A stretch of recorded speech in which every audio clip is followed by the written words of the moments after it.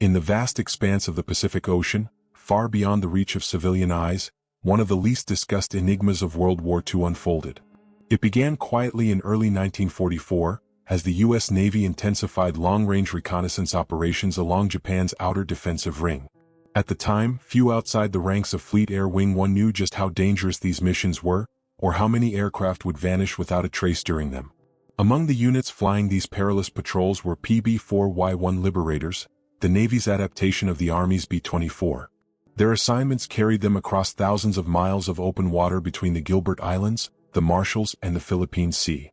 Fewer still realized that some of these liberators would depart on routine patrols and simply never return. For the men tasked with these flights, the struggle was not only the enemy lurking in the skies but also the immense geography of the Pacific itself. A single error in navigation could send a bomber hundreds of miles off its intended path. Weather fronts moved unpredictably, sweeping over the ocean like walls of gray steel. Pilots reported sudden downdrafts strong enough to slam heavy aircraft downward without warning. Yet, even with all these hazards, ground crews became uneasy when several liberators vanished under eerily similar circumstances. No radio calls, no smoke plumes spotted by accompanying aircraft, no debris fields recovered by naval rescue teams. The operations logs from early 1944 reveal the mounting concern. At the FAW-1 headquarters on Banica Island, officers combed through patrol routes marked in grease pencil, charting where each liberator had last been heard from. One such entry, dated February 16, noted a PB-4Y-1 from Patrol Bombing Squadron 109, departed at 0630. Last radio contact at 0749. Bearing northeast, altitude 7,000 feet, no further messages. A simple line, clinical, precise, devastating. These notes capture only the official record. The reality for the squadron crews was far more emotional. A surviving letter from aviation machinist's mate John McAllister to his wife offers a glimpse into that unease. Something's off out here. It's not just the enemy. It's this feeling you get when a plane goes missing and nobody can even say where to start looking. The ocean just eats them. His words hint at the psychological burden endured by the men who remained after each disappearance. As intelligence officers searched for explanations, they developed multiple theories. One possibility was a shift in Japanese defensive tactics. The Imperial Japanese Navy, though strained by 1944, still operated radar-equipped night fighters within reach of the southern home islands. Units such as the 302nd Naval Air Group were known for intercepting Allied reconnaissance aircraft with sudden, aggressive attacks. Yet none of the missing liberators issued a distress call, raising doubts about direct aerial engagements. Another possibility pointed to mechanical failure, particularly fuel leaks or supercharger malfunctions, both of which had plagued PB-4Y-1 crews earlier in the war. But mechanical issues usually allowed time for a Mayday transmission. The lack of any signal was the most unsettling element. Hints of a pattern began to emerge when analysts reviewed weather logs. Several disappearances coincided with the formation of fast-moving squalls over the Philippine Sea, regions notorious for microbursts and violent downdrafts. Some meteorologists speculated that sudden turbulence could have forced heavy aircraft into a catastrophic descent. Still, this could not fully explain why follow-up searches, often involving PBY Catalinus scouring thousands of square miles, found nothing. Modern historians now sift through these wartime fragments with an investigative eye. Satellite mapping of the Pacific floor has revealed steep underwater trenches near some of the Liberators' last known coordinates. A plane diving steeply could settle into these depths, far below the reach of wartime search technology. This theory provides some clarity but not certainty. There remains the uncomfortable truth that so many patrol planes disappeared in concentrated time frames, during missions designed to test Japan's outer defenses. By the end of spring 1944, tension within reconnaissance squadrons was palpable. New crews arriving from the United States were briefed with unusual sternness about navigation discipline, fuel checks, and storm avoidance. Veterans warned rookies to trust their instruments more than their senses when weather closed in. "The ocean plays tricks on you," one pilot reportedly told a newcomer. "If you think you see land out here, you're wrong." Yet despite these precautions, flights continued to vanish. Not frequently enough to halt operations, but often enough to leave a mark on the men who flew them. Every missing plane chipped away at morale and raised whispered questions among squadron-ready rooms. Was the enemy doing something they did not yet understand? Or was the Pacific itself the deadliest combatant of all? This mystery, silent, unresolved, and growing, set the stage for the troubling patterns that would soon emerge across the Ryukyu Islands, where even more American aircraft would disappear under baffling circumstances. By the summer of 1944, the U.S. strategic bombing campaign against Japan had grown into an immense operation stretching from bases in the Marianas to the very edges of the Japanese home islands. The arrival of the B-29 Superfortress, America's most advanced long-range bomber, signaled a new stage in the war. Yet alongside these highly publicized missions was a quieter, more unsettling phenomenon. Crews from the 20th Air Force began reporting sightings of lone American aircraft drifting strangely off course near the Ryukyu Islands. Some looked to be struggling against headwinds. Others appeared to be flying unusually low. And in several cases, those aircraft vanished before radar operators could mark their final positions. The struggle to understand these disappearances was immediate, because each loss carried not only human tragedy but also strategic implications. Every B-29 represented months of training and millions of dollars in research and manufacturing. Losing even a handful under mysterious circumstances threatened the credibility of mission planning. Crews described headwinds so fierce they could reduce a superfortress's ground speed to less than half of what planners expected. But there were moments when these atmospheric challenges did not fully account for the strange behavior witnessed. Pilots noted unexpected altitude drops. Navigators complained of compass needles that danced wildly as aircraft approached the Ryukyu chain, particularly around the waters south of Okinawa. Inside the mission briefing rooms on Saipan and Tinian, intelligence officers pored over these reports with growing unease. One entry in an operations log from July 1944 read, "Aircraft number 124 497th Berg, last reported turning east to avoid weather. No further transmissions. Search negative." Another log described a B-29 seen flying alone at dusk, trailing what looked like vapor but could have been smoke, before it disappeared into clouds. And yet, no distress call was received. Crewmen who rotated off these missions often recalled the same whispered refrain in tents and canteens: "They just drop off the map." To understand the tension of this period, one must grasp the enormous challenges faced by the 20th Air Force. Their missions could exceed 3,000 miles round trip, often at altitudes where oxygen masks froze and engines strained against crosswinds. Crews navigated with a combination of primitive onboard radar, star charts, and the dead-reckoning skills of seasoned navigators. Even minor navigation errors could become fatal when fuel reserves were tight. Still, none of this explained the missing aircraft that had last been seen flying true, steady, and apparently under control. A revealing insight comes from a diary entry written by Navigator First Lieutenant William H. Carter, who survived the war but never forgot the strange losses. "We saw her off our starboard wing. One of ours couldn't see the tail number. She was headed north, away from home. Not fast, not climbing. As if she didn't know we were there. The crew attempted radio contact, but no voice ever replied." Carter's notation ends with a simple but chilling line, "I don't think she was lost. It looked like she was drifting." As analysts assessed possible causes, one theory emerged. Japanese radar-guided night fighter units were growing more competent. The 302nd Naval Air Group, based partly around southern Kyushu, had introduced new tactics, intercepting bombers from below or emerging suddenly out of haze at dusk. Some B-29 crews described short bursts of tracer fire appearing without any sign of the attacking aircraft. Could these sudden, violent engagements explain the disappearances? Interception was plausible, but again, no distress signals were ever recorded from the missing crews. The silence remained the most haunting detail. Theories extended deeper into the nature of wartime atmospheric conditions. Meteorologists noted that the Ryukyu region was prone to typhoons, microsqualls, and unpredictable wind shears that could destabilize heavy aircraft in seconds. One post-war analysis indicated that certain pressure systems might have disrupted radio communications as well, creating pockets where transmissions simply faded into static. If a plane suffered a catastrophic failure within such a pocket, it could slip beneath radar coverage before anyone realized it was in trouble. Yet contradictions persisted. Search and rescue missions, some involving PBY Catalinas and destroyer escorts, combed the ocean along projected fuel ranges.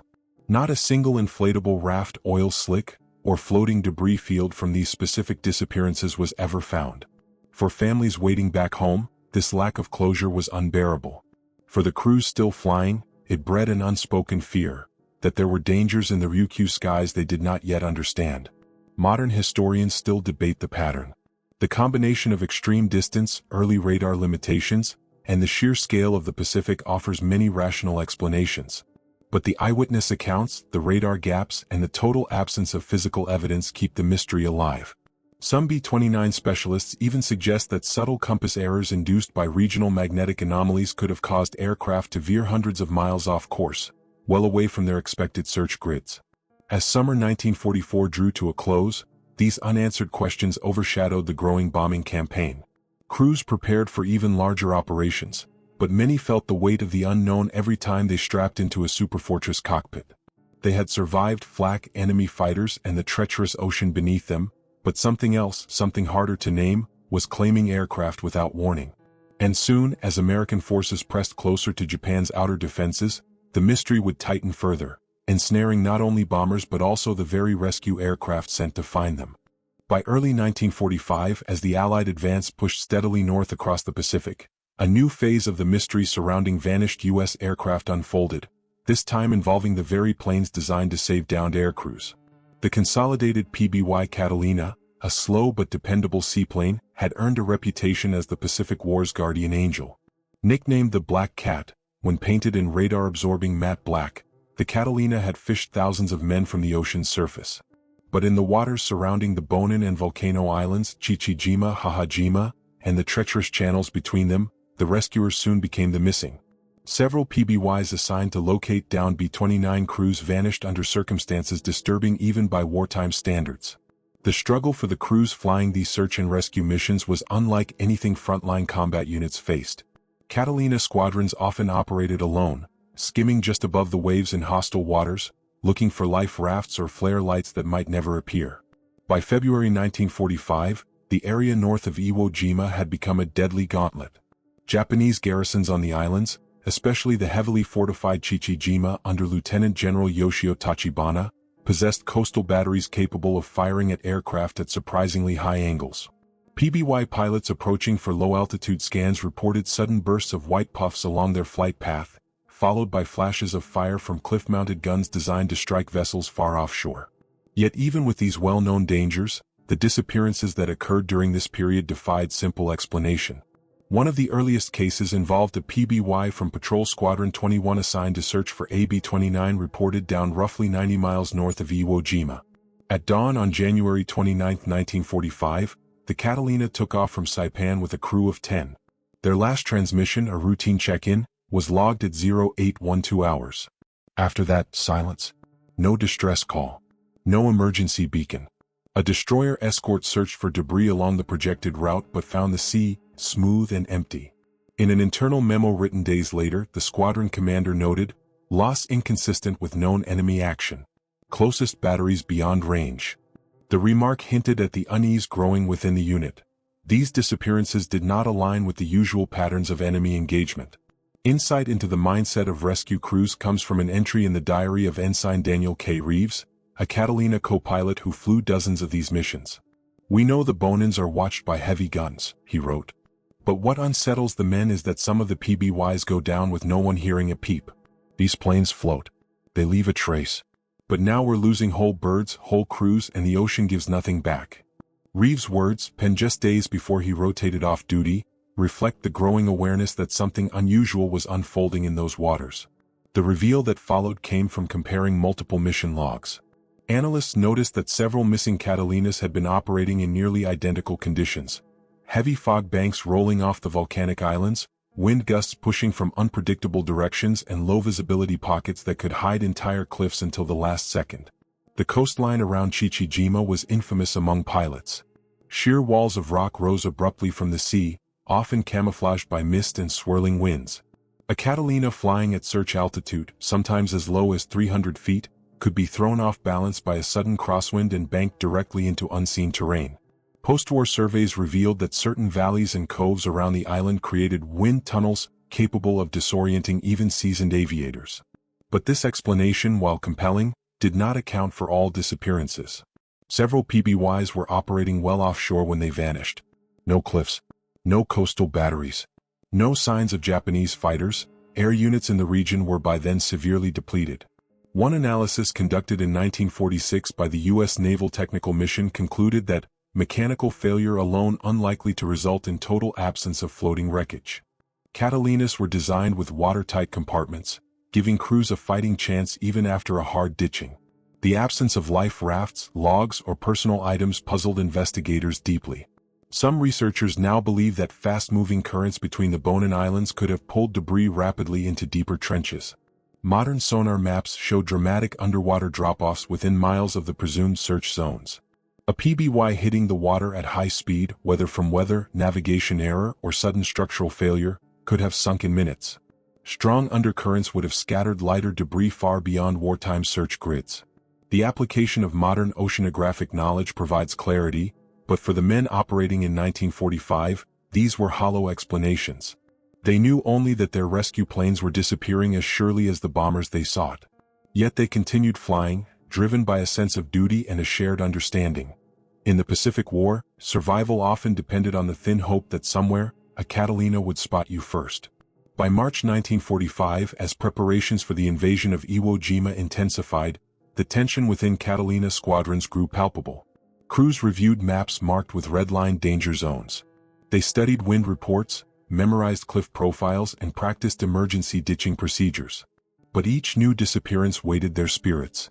In quiet moments, pilots exchanged rumors, some suggesting that Japanese submarines were operating unusually close to the islands, others blaming uncharted rocks hidden beneath the waves. No single explanation satisfied them. And against this backdrop of uncertainty, even more ominous vanishings were about to unfold, this time involving the very bombers leading the assault on Japan's heartland. By March 1945, the war in the Pacific had entered its most punishing stage. From the newly secured airfields on Saipan, Tinian, and Guam, American B-29 superfortresses roared into the sky in nearly continuous waves. These massive bombers, symbols of U.S. industrial might, now targeted the Japanese mainland directly. Yet amid the growing tempo of operations, a pattern of unnerving disappearances emerged.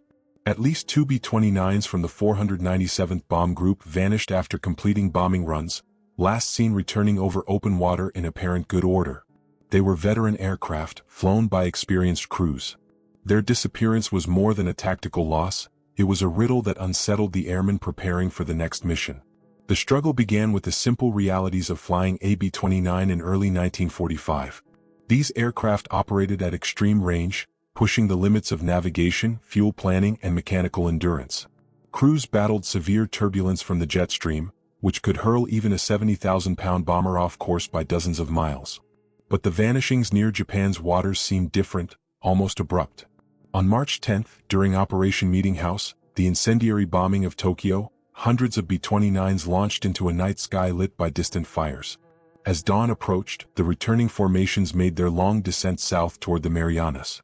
It was on these flights home, tired crews eager to land, that the strange losses occurred.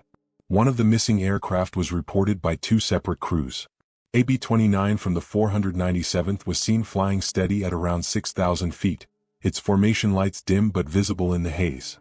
According to one pilot, she dipped slightly as if adjusting altitude, then faded into cloud. Everything looked normal. No sign of fire. No sudden dive. Minutes later, radar operators on Saipan lost contact. Nothing more was heard from her. Search and rescue missions traced her expected route, but the sea yielded no oil slicks, no floating debris, and no fragments of aluminum scattered across the waves. Inside the operations center at Isley Field, officers pored over the flight records. The mission planners were used to dealing with casualties from flak fighter attacks and mechanical failure, but these disappearances were different. They came without warning and without witnesses to calamity. In one briefing memo preserved in the 497th Bomb Group's archives, an intelligence officer wrote, "Cause of loss unknown. Prior performance of aircraft reliable. Weather moderate. No enemy contact reported on return leg." The tone suggests frustration mixed with concern, an admission that the available information simply didn't add up. Insight into the human dimension of this mystery comes from a letter written by Flight Engineer Sergeant Harold Klein to his brother. "Some of our boys aren't coming back," he noted. "Not shot down, not calling for help. Just gone. We're told it's wind or maybe fuel problems, but nobody really believes that. It's like something reaches up from the sea and takes them." Klein's metaphor was emotional, not literal, but the fear behind it was real. Crews were exhausted, flying missions of 14 hours or more, constantly balancing fuel concerns with the threat of enemy interception. The reveal came when analysts re-examined the meteorological reports for the days surrounding the losses. While conditions at takeoff had been stable, atmospheric patterns near Japan were chaotic. Strong, unforecasted headwinds could have extended flight times by over an hour.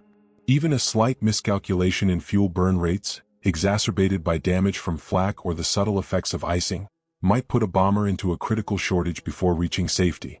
Yet normally such a crisis would prompt a distress call. Radios on the B-29 were powerful, and crews trained constantly for emergency procedures. Another factor emerged from recently declassified navigation evaluations: magnetic deviation.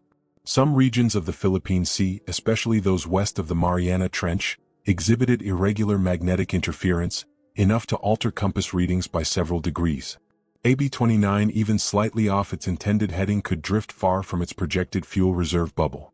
Lost in darkness or heavy haze, with fuel nearly gone, a crew might ditch at sea before realizing how far they had strayed. But again, the complete lack of debris or recovered life rafts remained unexplained. Application of modern oceanographic mapping provides additional insight. The seabed west and northwest of Iwo Jima drops precipitously.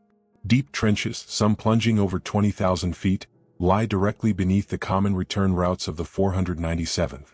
AB-29 that entered a steep descent, whether from engine failure, structural compromise, or navigational error, could have disappeared below wartime search limits in minutes. Strong currents would have done the rest, scattering or swallowing any evidence.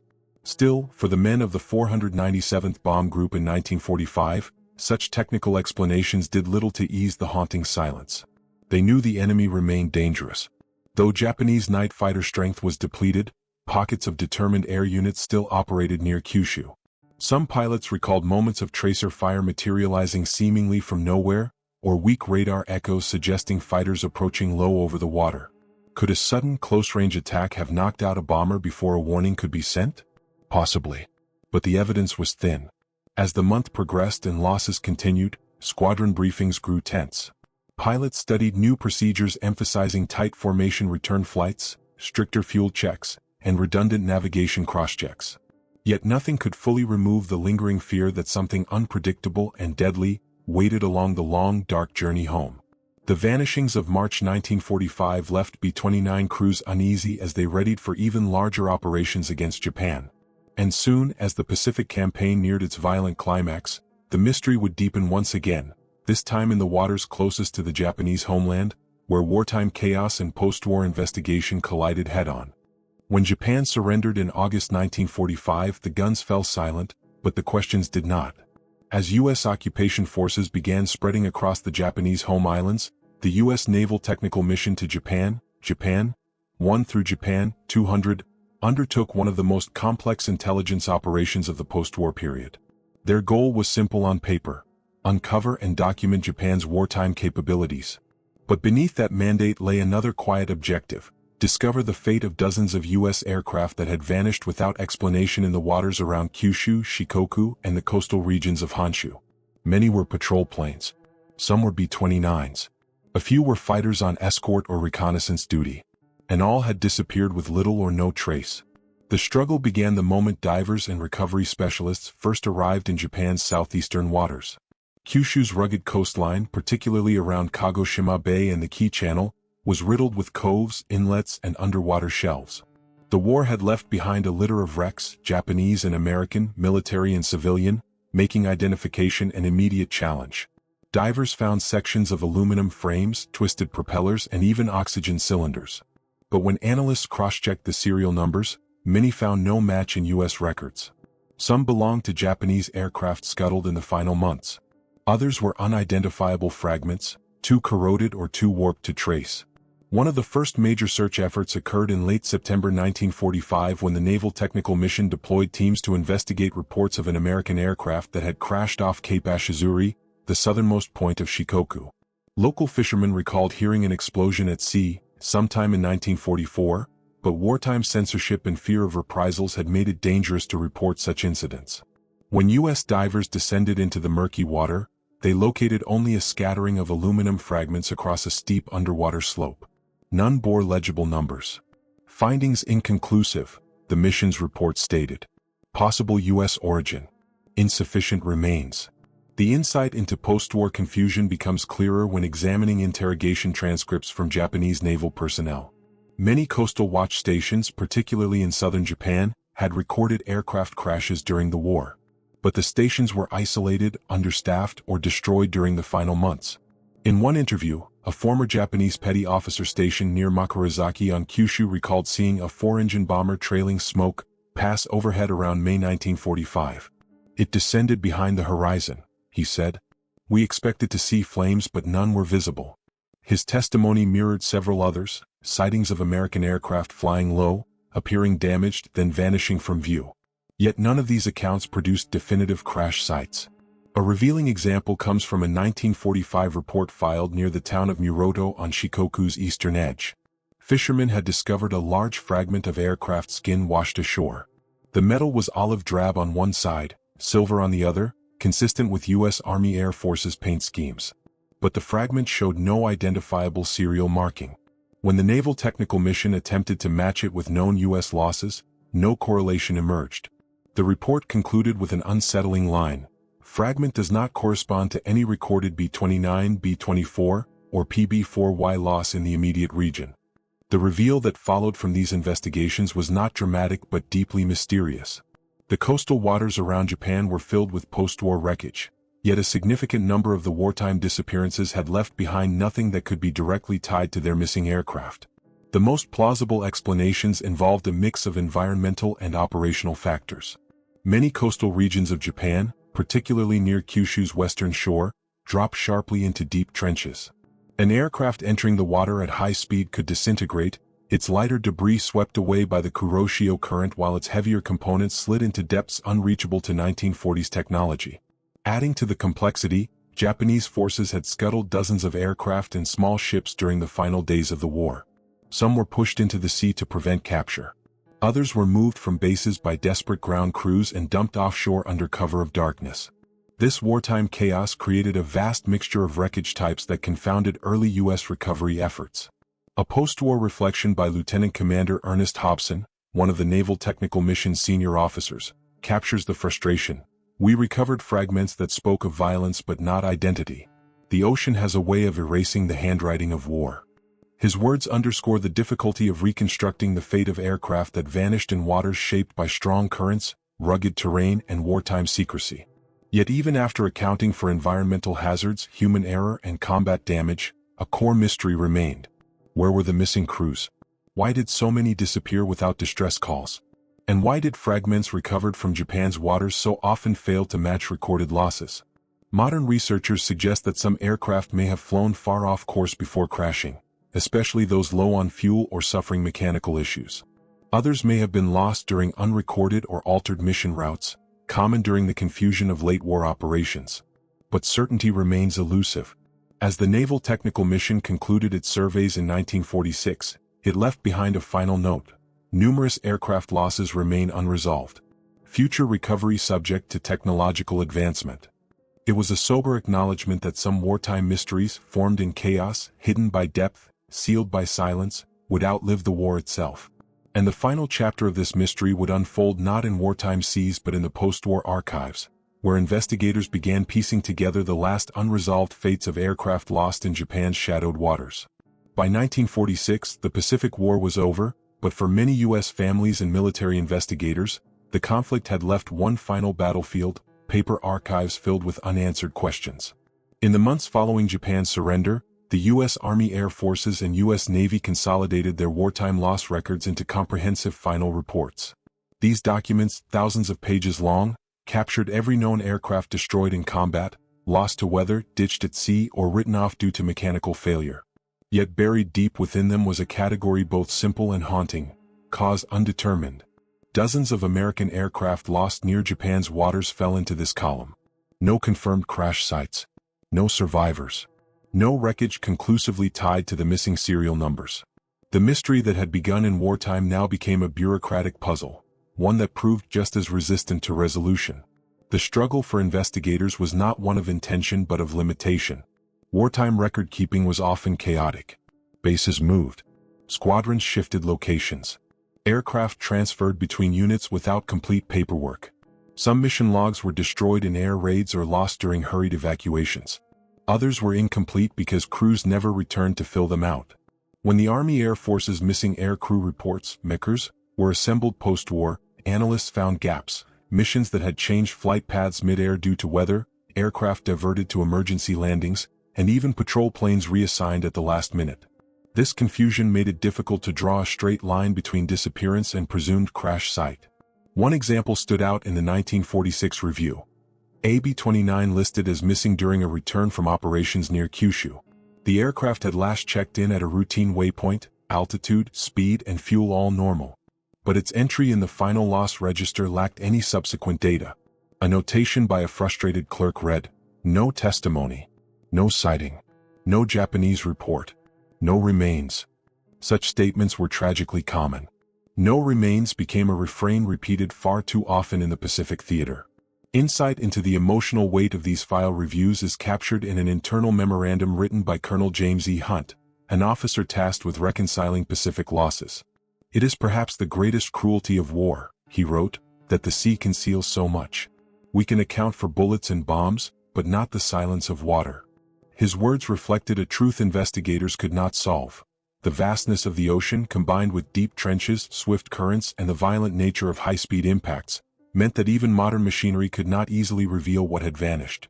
The reveal of the post-war period came when analysts cross-referenced U.S. reports with captured Japanese documents.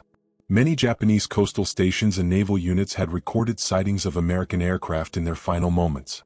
Some logs detailed bombers trailing smoke or flying unusually low. Others described aircraft heard overhead at night, but never seen again. Yet even these fragments raised more questions. In numerous cases, the Japanese sightings did not match any known U.S. loss on the corresponding date. This mismatch puzzled both sides.